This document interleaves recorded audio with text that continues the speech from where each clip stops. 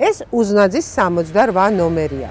ადგილი, სადაც არის განლაგებული აფხაზეთის ავტონომიური რესპუბლიკის განათლებისა და კულტურის სამინისტრო. ადგილი, სადაც სულ ცოტა ხნის წინ დავიწყე მე მუშაობა. ჩემი და არა მხოლოდ ჩემი აზრით, ეს არ არის მხოლოდ სამინისტრო, ეს არის აფხაზეთის კულტურის კერა. როგორც კი აქ შემოდიხართ, ხელ მარცხნივ გვხვდებათ ჩვენი ერთ-ერთი მთავარი სიამაყე. გურამ ყურაშვილის სახელობის აფხაზეთის სახელმწიფო საგუნდო კაპელა. გამარჯობა ყველას. ამბავი აქაურობაზე იწყება თქვენი. ამ შესავლის შემდეგ უკვე შევიყვანთ ჩვენთან სამინისტროში.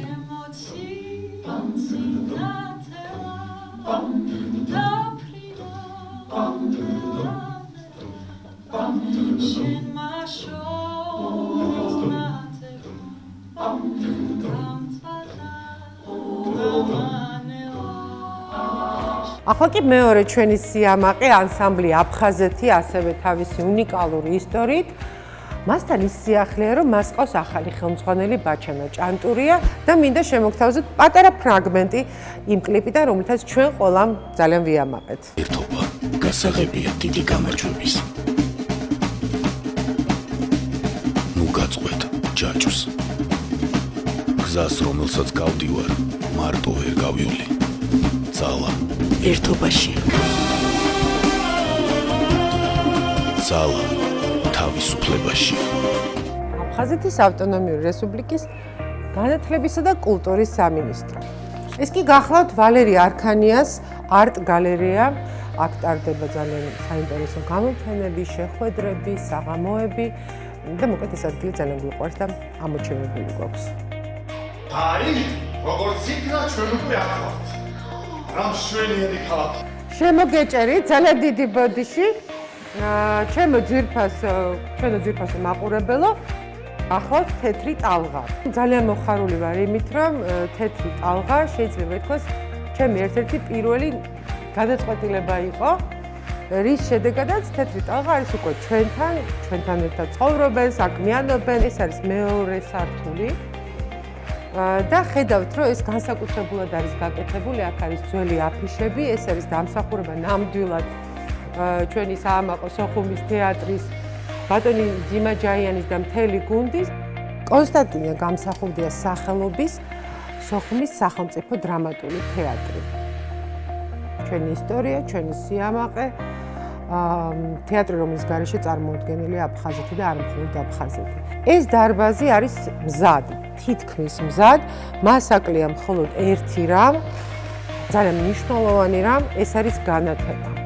და 2021 წელი არის ჩვენთვის ძალიან მნიშვნელოვანი და ერთ-ერთი მთავარი გამოწვევა არის ის, რომ შევძლებთ გავაკეთოთ განათება.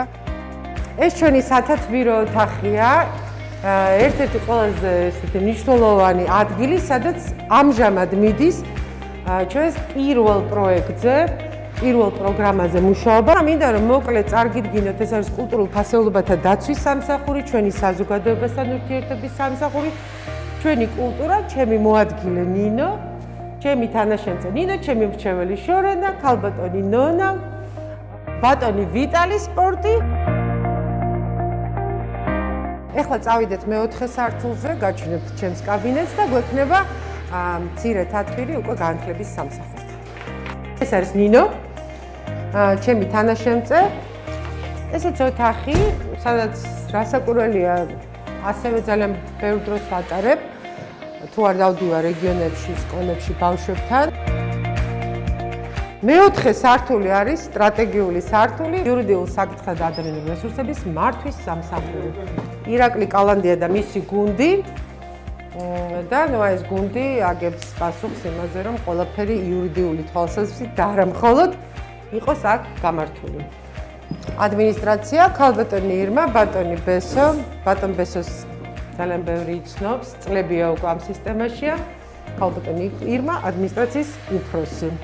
შიდა აუდიტის სამსახური, ბატონი თენგიზი და მისი გუნდი. საბიუჯეტო, საფინანსო შესყიდვებისა და მატერიალური ტექნიკური უზრუნველყოფის სამსახური. მე ძალიან მოკლედ ფინანსურ სამსახურს ვეძახი. გალის რაიონის საგანმანათლებლო რესურს ცენტრი და მისი უფროსი ქალბატონი ნანაშონია, ეს არის ერთ-ერთი პრიორიტეტული და მთავარი ჩვენი მიმართულება. ესეც ქალბატონი ნონა და მისი გუნდი. და ესეც კიდე მეორე ოთახი. ჩვენ გვაქვს ჟურნალი რიწა, რომელიც წლებია მართლაც არსებული. და გვაქვს ასევე საბავშვო ჟურნალი მოზარდებისთვის იალქანი. ეხლა კი მინდა წარმოგიდგინოთ რა მნიშვნელოვანი სამსახური კულტურის, სპორტის და ახალგაზრდულ საქმეთა სააგენტო დიდი გუნდით, ბევრი პროექტით, ბევრი პროგრამით და მისი ხელმძღვანელი ლიკა კვარაცხელია. ესეც ლიკა კვარაცხელია.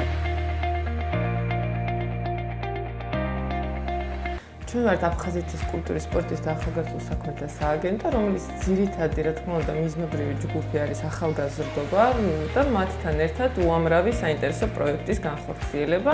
ამის გარდა ჩვენ გვაქვს საგამომცემლო მიმართულება, სადაც გამოვცემთ არაჩვეულებრივ ჟურნალებს, ეს არის ზესტი სახმაწვილო და ისეთი ყველაზე პატარებისთვის აფქიო და იალქანი ჟურნალი, რომელიც გამოდის წელიწადში 3-ჯერ და აგრეთვე ჟურნალი რიწა, რომელიც ჯერ კიდე 1975 წლის შემდეგ, სოხუმში როცა დაარსდა, მას შემდეგ არ შეჩერებულა მისი გამომცემლობა და ახლაც გამოიცემა ეს ჟურნალი, სადაც ესე ვთქვათ, ყდაზე ვუწევთ აფხაზეთიდან დევნილი მხატვრების პოპულარიზაციას და შიგნით არაერთი ძალიან საინტერესო ნამუშევარი იბეჭდება სხვადასხვა მწერლების და ჟურნალისტების და პუბლიცისტების. ყველაზე დიდი გამოწვევა ამ ეტაპზე არის სპორტული ცენტრის განვითარება, რომელსაც უკვე საძირკველი დაწყებულია ამისთვის და ვფიქრობთ, რომ ძალიან მნიშვნელოვანია იმ სპორტსმენების მხარდაჭერა, რომლებიც აფხაზეთიდან არიან, რადგანაც მოგეხსენებათ, რომ აფხაზეთი ყოველთვის სერიოზული მომარაგებელი იყო ნაკრების სპორტსმენების მხრივ და მეორე ეს არის ახალგაზრდებთან მათი ინტერესებზე დამყარებული საინტერესო შეხვედრები. ესეც საზოგადოებასთან ურთიერთობის სამმართველო ჩემთვის ყველაზე ახლო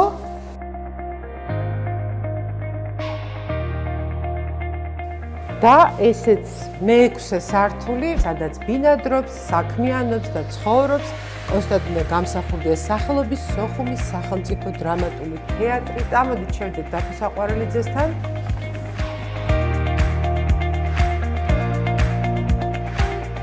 თავარი გამოწვევა არაშემოქმედებითია, იმიტომ რომ შემოქმედებითად უფრო წინ ვართ, ვიდრე თქვა ტექნიკურად. ალბათ ყველაზე დიდი პრობლემაა ჩვენი, რომ აი ეს ადგილი, ახალი შენობა გვინდა ისე დავქოქოთ, რომ ამ ფაქტიურად ცენტრი, ეს იყოს კულტურული ცენტრი მთელი აფხაზეთის და მთელი საქართველოსთვის აფხაზეთი იყოს რაღაცნაირად ასოცირებული ჩვენ აი ამ ცენტრთან. ამ ცენტრს სჭირდება ძალიან კარგი განათება, ძალიან ცოტა ხელი შევლება გჭირდება იმისთვის, რომ მართლაც ესეთი საყვარელი ადგილი გახდეს მთელი საქართველოსთვის ჩვენი აი ეს ძალიან კარგი შენობა და ჩვენი თქვა თეატრი. ჩვენს ექსკურსია რეპორტაჟს ვასრულებთ თეატრის ტერასაზე. მე მინდა რომ ყველა იმ ადამიანის გეგმა ასრულდეს, ვინც აქ მუშაობს და ეს აუცილებლად მოხდება.